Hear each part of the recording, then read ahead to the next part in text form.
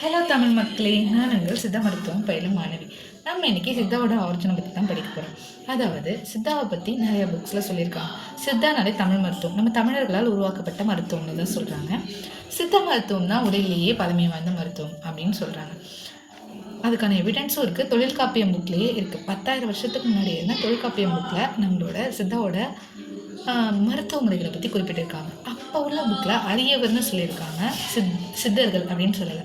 சித்தர்கள்னு இப்போது அதாச்சும் அறிவு அதிகமாக உள்ளவங்க அப்படின்னு வச்சு சித்தர்கள், சித்தி பெற்றவர்கள் அந்த மாதிரி கொடுத்துருக்காங்க. முன்னாடி காலத்தில் அறிவர் எல்லாம் தெரிஞ்சவர் அப்படின்ற மாதிரி. முன்னாடி காலத்தில் நோயை போக்குறதுக்காக மருந்து கண்டுபிடித்ததை விட உடலை அழியாமல் பேணி காக்கிறது, அதாவது காயகற்ப முறை, இதுக்காகவே மருந்துக்கள் கண்டுபிடிக்கப்பட்டது.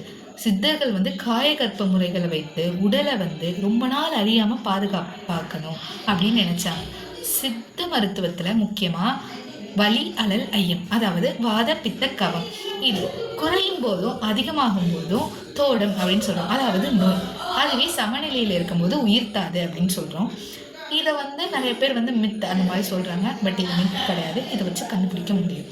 நம்ம ஒரு விஷயத்தை எப்போவுமே உள்நோக்கி பார்த்தா தான் அதில் என்னென்ன இருக்குன்றது தெரியும்.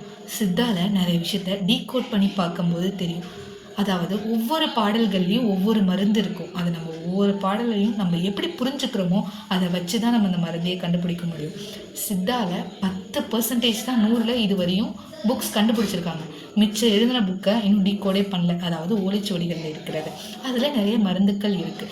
அதே மாதிரி சித்தாவில் சுவைகள், அறுசுவை இருக்கா, ஒவ்வொரு காலத்துக்கும் இந்தந்த சுவைகள் எடுத்துக்கிட்டால் நம்ம உடம்புக்கு நல்லதுன்னு சொல்கிறாங்க. அதாவது தமிழ் மருத்துவத்தில் சயின்ஸ் இருக்கா அப்படின்ற ஒரு டவுட் எல்லாருக்குமே இருக்குது. அப்போ உள்ளவங்க மற்றவங்களுக்கு தெரியாமல் சயின்ஸை கண்டுபிடிச்சிருக்காங்க. எப்படின்னா ஒவ்வொரு சின்ன சின்ன விஷயத்துலையும் சொல்கிறாங்க. காலையில் எழுந்திரிச்சு மார்கழி மாதம் கோலம் விடணும், இது அப்போவே சொன்னது தானே, நம்ம தமிழர்கள் சொல்ல பண்பாடு தானே இது.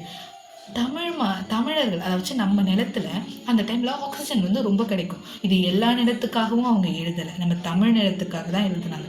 எல்லா இடத்துலையும் கோலம் போடுறது இல்லையே, தமிழர்கள் தானே அதிகமாக கோலம் போடுறாங்க. அது நம்மளோட பாரம்பரியம். பாரம்பரியம் எங்கேருந்து வந்தது? தமிழர்கள் கிட்டேருந்து தானே வந்தது. அப்போது நம்மளோட ஆரிஜினில் ஆல்ரெடி எல்லா சயின்ஸை பற்றியும் சொல்லியிருக்காங்க. இப்போ கண்டுபிடிக்கிற சயின்ஸில் அதை ப்ரூவ் பண்ணிகிட்டு இருக்காங்க. ஆல்ரெடி நம்ம சயின்ஸில் பத்திய மருத்துவம் அப்படின்றது இருக்குது. பத்திய மருத்துவம் அதாவது இப்போது அலோபதியை கம்பேர் பண்ணும்போது இப்போ ஸ்வீட்ஸ் எடுத்துக்கக்கூடாதுன்னா அதை எடுத்துக்காதீங்க, கம்ப்ளீட்டாக ஸ்டாப் பண்ணிடுங்க அப்படின்னு சொல்லுவாங்க.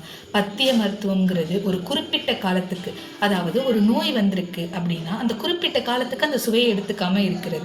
அப்படி எடுத்துக்காமல் இருக்கும்போது நமக்கு அந்த சுவையோட எஃபெக்ட் குறைஞ்சி மற்ற சுவையோட எஃபெக்ட்லாம் அதிகமாகும். ஏன்னா நம்ம மற்ற சுவையெல்லாம் எடுத்துக்கிறோம், அந்த சுவை அதிகமாக இருக்கும்போது அது நம்மளுக்கு கெட்டது செய்யுது அப்படின்ற மாதிரி பொருள்.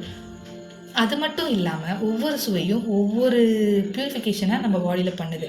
இப்போது நார்மலாக ஸ்வீட் எடுத்துகிட்டு என்ன சொல்லுவாங்க, பாடி வெயிட் போடுன்னு சொல்லுவாங்க. அது உண்மைதாங்க. சித்த மருத்துவத்தில் 10,000 வருஷத்துக்கு முன்னாடியே சொல்லியிருக்காங்க. அதே மாதிரி கைப்பு சுவை, இது நம்ம உடம்பு சுத்திகரிக்கும்னு சொல்லியிருக்காங்க. துவர்ப்பு சுவையும் அதுதான் சொல்லியிருக்காங்க. அதனால தான் நிறைய கட்டிகளுக்கெல்லாம் துவர்ப்பு, அதாவது வாழைத்தண்டு ஜூஸ் இதெல்லாம் குடிக்க சொல்லியிருப்பாங்க. ஃபைப்ராய்ட்ஸு, அதுக்கெலாம் கர்ப்பப்பையில் கல் இருக்குது, இதுக்கெல்லாம் வாழைத்தண்டு குடிக்க சொல்லியிருப்பாங்க. பட் நம்ம இப்போ அந்த பொசிஷன்ஸ்க்கெலாம் போக வேணாம். நான் நார்மலாக சொல்கிறேன். இந்த மாதிரி நிறைய சயின்டிஃபிக்காக தான் கண்டுபிடிச்சிருக்காங்க. பட் அதை தமிழர்கள் மறைத்து வச்சுருக்காங்க.